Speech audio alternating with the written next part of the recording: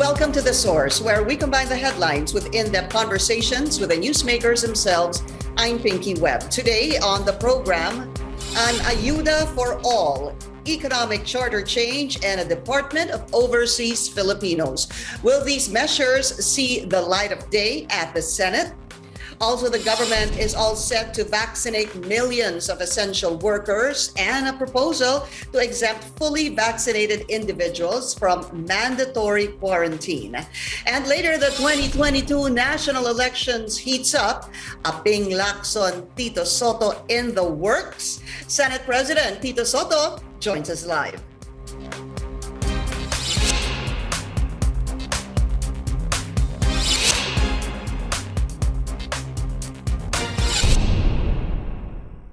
The Senate concludes its session with 72 bills being enacted into law. 21 other measures are up for President Rodrigo Duterte's signature. Meanwhile, the House of Representatives pushes for another round of ayuda for all under Bayanihan 3 and an economic cha-cha. But will the Senate pass similar measures? Let's go straight to the source of the story. We have Senate President Tito Sotto. Tito Sen, welcome to the source. Good to see you again. Thank you, Pinky. Thank you for having me. Good morning. Hello to everyone. To really summarize that, what we learned is that, as I mentioned a while ago, 72 bills were passed and there's still 21 signatures that are awaiting the president's signature. I wanted to find out from you, which among the 21 awaiting signatures do you think must be signed by President Rodrigo Duterte the soonest possible time?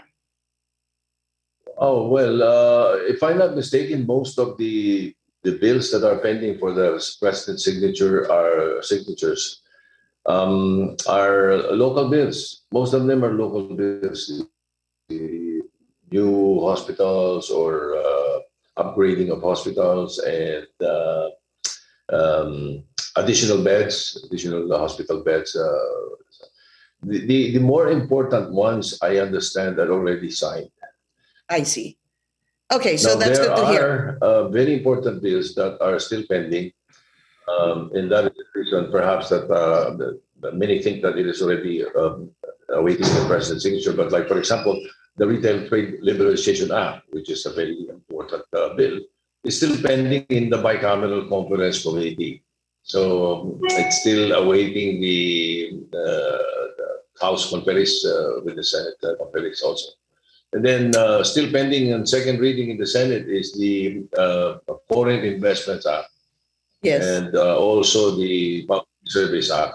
Yun yung more important hinihintay. And then the Philippine offshore gaming operators, it's already approved the third reading in the Senate, and we hope that the bicameral conference committee will finish it as soon as possible. I wanted to get your thoughts on this because this was something that came to mind very recently because of articles I saw in the newspaper. What happened, Tito Sen, dito sa the BIR imposing a 25% tax on private schools when you have, there were about 5 or 6 senators that I saw who have already cleared that apparently the interpretation of the BIR in this CREATE law is wrong. In fact, I think Senator Angara had already filed a bill to clarify this. What is your stand on this, and what happened? Yes, I'm sure that there is a misinterpretation somewhere because we will not impose such on private schools, additional 25%. I don't think that's accurate. Well, we will be able to thresh it out. The committees involved, no, especially the Committee on Finance, headed by Senator Sani Angara, will be able to thresh it out. There's enough time for that. Okay, let's talk about bills passed at the House of Representatives that would be still pending at the Senate. I want to start with the Department of Migrant Workers and Overseas Filipinos. I did speak to Senator Joel Villanueva regarding this, but how important is it, Tito Sen, that this be tackled immediately once you resume session?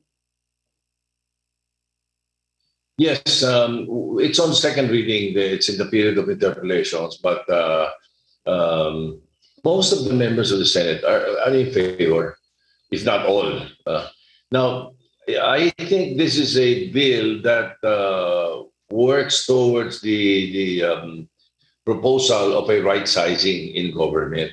The reasons that the other department bills or the other bills creating department, the Department of Water, Department of Culture, and all that stuff, it does not jive with the right sizing proposal. We want government to be right sized because the more than 50% of the budget of government every year, the trillions of budget that we have, more than 50% goes to personal services. And there are other offices that are, shall we say, overstaffed. So a right sizing is the way to go. Now, the creation of a Department of Migrant Workers and Overseas Filipinos is in line with this because there are so many offices handling the particular issues on migrant workers and overseas Filipinos that are lodged in the Department of Labor and then the DFA. And there is also even in the Department of Trade, if I'm not mistaken.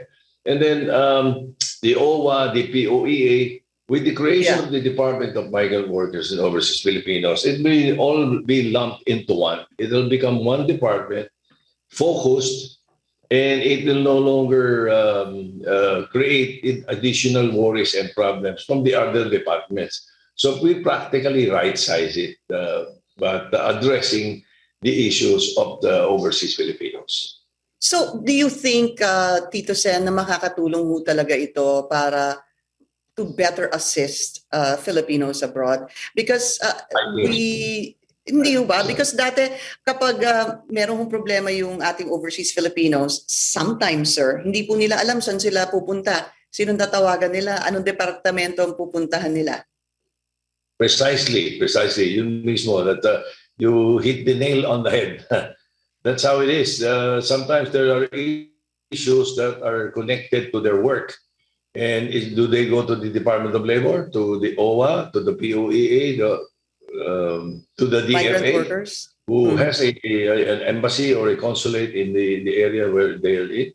You know, but this time, there will be a Department of Migrant Workers and Overseas Filipinos. Diretso doon na. They will encompass and handle all the problems besetting an overseas Filipino or a migrant worker or the OFWs that we call. So you're seeing that this will be passed without really any problems. Ito pong Department of Migrant Workers and Overseas Filipinos. So let me move on to economic chacha. I still want to find out if the status in the Senate, or shall I say, does the Senate still remain to be cold to this piece of legislation?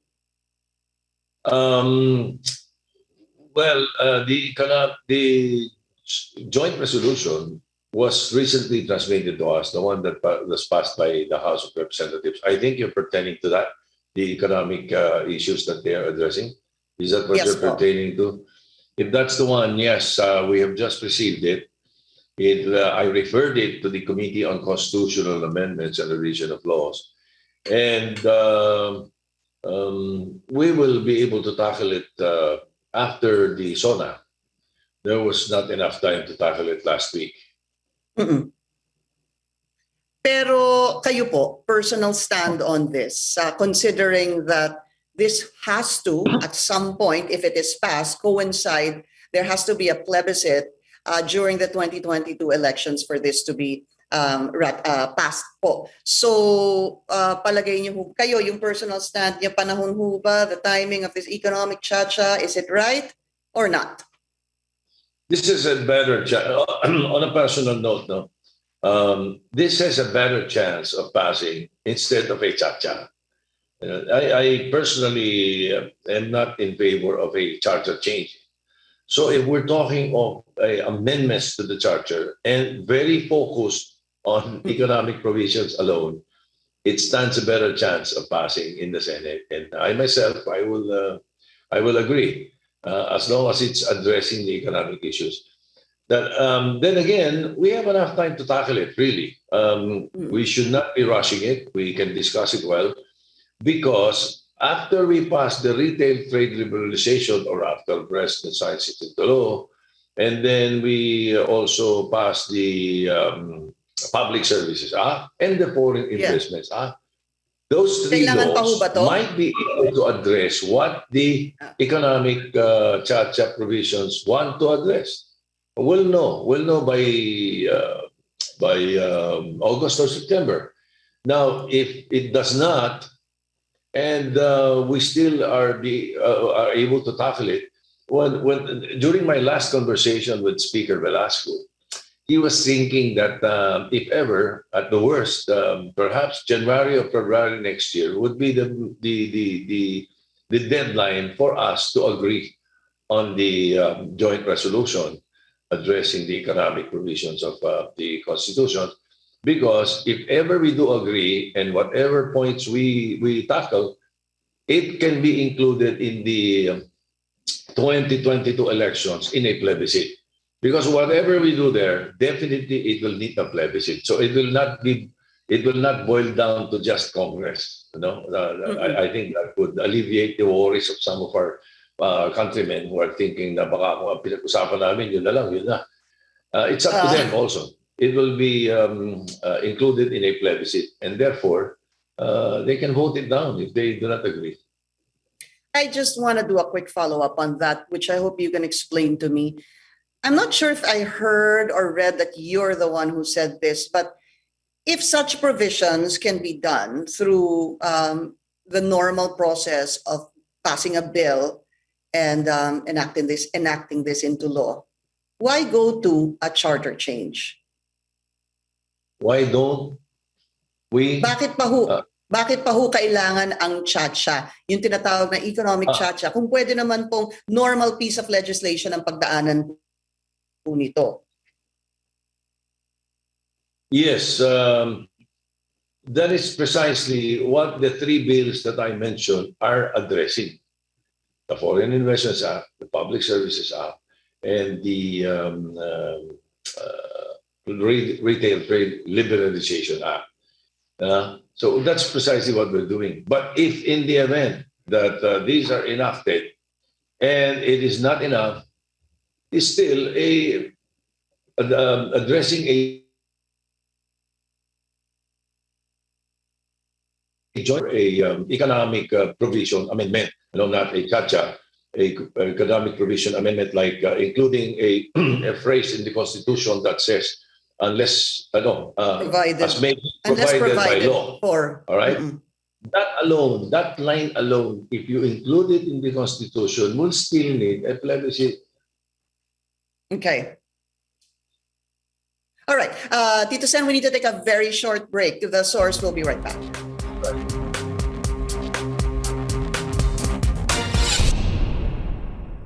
You're watching The Source on CNN Philippines. I'm Pinky Webb. Our guest today, Senate President Tito Sotto. Very quickly, Bayanihan 3, Tito Sen. Are there siguro apprehensions or problems you see with Bayanihan 3? Of course, already passed at the House of Representatives.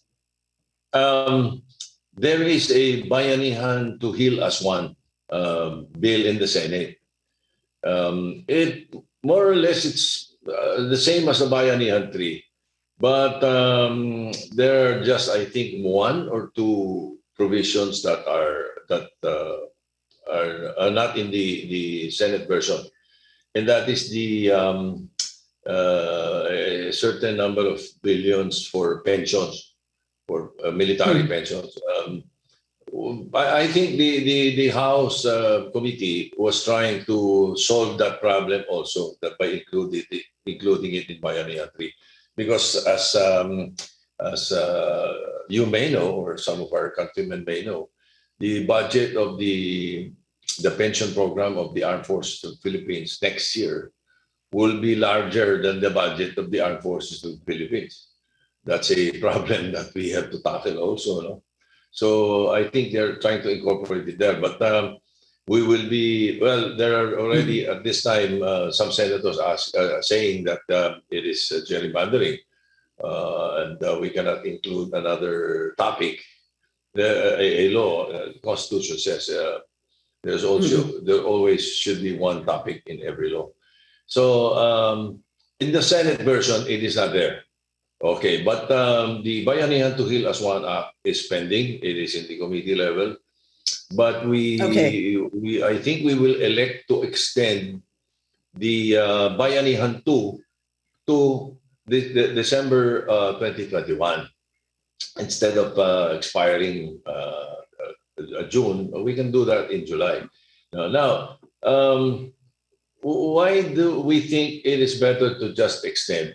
Because out of the 70%, I might reverse my stats, but let me just as far as I can remember, 70% of the allocated funds for Bayanihan 2, only 50% has been distributed. If we come up with Bayanihan 3 right away, hindi pa nga naro-roll out. Hindi pa tapos. Bayanihan 2, hindi ba? So the Senate thinks that we should complete Bayanihan 2 first before we go into another Bayanihan 3, which is more or less focused on aid. But marami na ring laman yun tungkol sa mga health workers, upgrading the salaries, the hazard pay. Marami mga ganun yun. Pero nandoon din sa Bayanihan 2 yun eh. So if the allocation is not 100% yet, and the distribution is not the rollout or the distribution is not 100% yet, let's extend. That's the thinking of most of us. And I personally, let's extend na lang Bayanihan 2 muna before we indulge in Bayanihan 3. All right. So I wanted to quickly get your thoughts on the pace of the vaccination rollout. In the country, so far, about 5.2 million have been vaccinated. That's over 1 million who have received their second dose, and the rest doon po sa first dose. Tito Sen, kayo ho ba so far? Are you satisfied with the pace of the vaccination drive? Considering what we are encountering, yes, because we must remember that at the start, when these vaccines came out, the first world countries or the richer ones were buying most of the vaccines available. They were even paying double, and that's a fact. And they have announced it. They're even paying double just to get their vaccines right away. O tayong mga third world, kung tawagin, or medyo progressive pa lang. Or, trying to be progressive pa lang na country, tumatawad pa nga tayo eh. Tumatawad tayo sa presyo eh. Hindi ba, inimbestigahan pa nga namin yung sinasabi namin, bakit binibili ng ganito dollars yan eh. 600 lang pala yan. Hindi ba? And then remember the controversy came out on the hindi pwedeng i-divulge yung presyo because doon sa non-disclosure agreement, Tito Sen, di ba? The pharmaceutical companies are the one mandating it because they're selling it higher or more expensive to other countries. So pag sa mga bayan katulad natin, may tawad tayo at ibibigay naman nila as far as Sinovac and Sinopharm are concerned from China. The mandate of the government of China is hindi pwedeng tumubo. Wala daw dapat tubo sila eh. So sana ganun din yung ibang bansa. Pero hindi eh. The pharmaceutical companies are pricing it higher for those who can afford. And those who cannot, yung tama lang. So, considering that, delayed tayo talaga.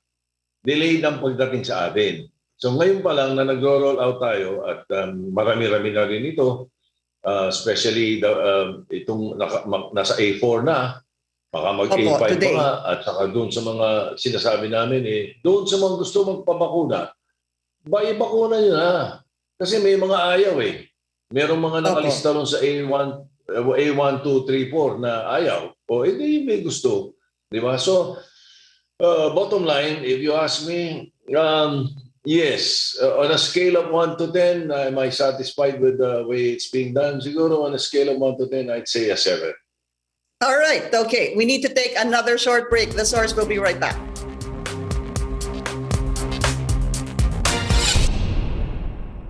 You're watching The Source on CNN Philippines. I'm Pinky Webb. Our guest today, Senate President Tito Sotto. Sabi po ni Tito Sen kanina, on a scale of 1 to 10, he gave us 7. That means satisfied with the pace of vaccination. My next question would be, on a scale of 1 to 10, 10 being the highest, what are the chances that you will run for Vice President? Wow. Ano yun? That came from left field. Kailangan po minsan kulatin para makakuha ng sagot. I was thinking we're going to talk about how many vaccines are already available, or, because the government has secured an indicative total of already 147 million vaccines. Ito na yung na-secure natin, pero ito yung total na madadating. And that means it will be able to inoculate 77 million Filipinos. We are going to achieve the herd immunity, so-called herd immunity program. Alam ko yun ay tatanong mo, yung pala yung ano. Opo. So doon po tayo dun sa original na tanong. Yes, now, 1 to 10. Very, very difficult to answer that question at this point because we're still undergoing consultations. But is it going to be, if you do run, because the last time we spoke, I already asked you that question, sabi mo nga, magre-retire ka. But then your previous interview, sinabi nyo nga, you're still thinking of retiring or running for public office. But is it Tito Sotto Vice President run conditional na kailangan ang presidente nyo po ay si Senator Ping Lacson? Well, this is the perspective as far as I'm concerned. If Senator Lacson is going to run as president, I would want very much to be his running mate. I will support him. That's how it is. It's not the other way around. No? Like, if he does not, then it creates a problem as far as I'm concerned. Because, but again, we'll cross the bridge when we get there. Because right now, he is and I am doing our consultations with our friends. Those friends who are pushing for us to consider running, those sectors, those groups that are seriously proposing that we consider it. And because of our camaraderie, there is a group in the Senate that has always been together. We've always been called the Machunuran Group. Machunuran Group. We stick together. We really stick together. So we'll see. As I said, we'll cross the bridge when we get there. We are studying what? You just want to run? No, you must have a program. You must. The reason you're running is because you can offer something for you. Yeah. But so it's clear to me, please correct me if I'm wrong, Tito Sen, natatakbo lang kayong Vice President kung tumakbo si Senator Ping na Presidente. Sabi ka pardon? Tatakbo lang po kayong VP kapag tumakbo po si Senator Ping na Presidente. I didn't get that. I just get I got it was a little muffled. I'm so sorry. Okay. Then I'll try again. If Ping is what? Tatakbo lang po kayong Vice President kapag tumakbo po si Senator Ping na Presidente. Yes and no.